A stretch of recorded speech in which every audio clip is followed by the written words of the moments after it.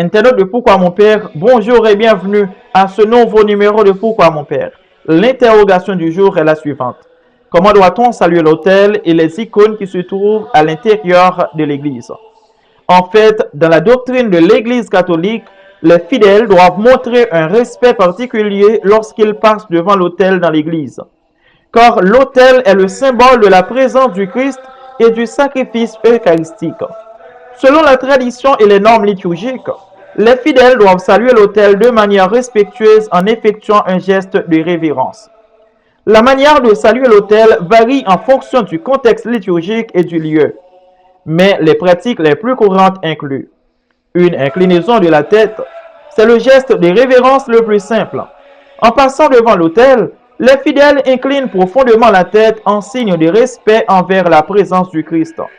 On peut aussi faire une inclinaison plus marquée du tronc qui est un signe de révérence souvent pratiqué par les prêtres, les diacres et parfois les laïcs lors de la messe.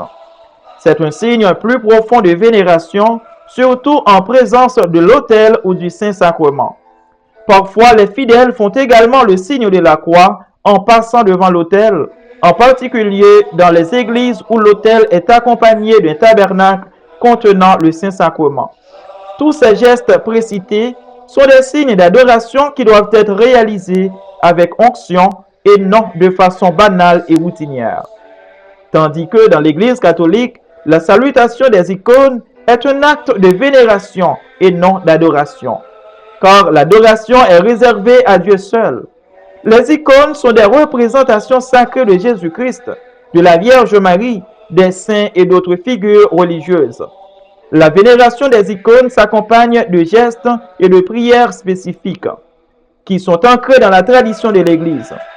Voici les principales manières de saluer ou de vénérer une icône dans l'Église catholique. On peut faire le signe de la croix devant l'icône, ce qui est un mode de salutation très courant. On peut aussi faire une inclination non profonde. Ce geste est souvent accompagné d'une prière comme un « Je vous salue », etc. En résumé, selon la pratique liturgique, il est essentiel que ce geste de salutation soit effectué avec respect et dévotion pour honorer le Christ présent sur l'autel. Devant l'autel, la salutation exprime la vénération et l'adoration envers le Christ présent dans l'Eucharistie.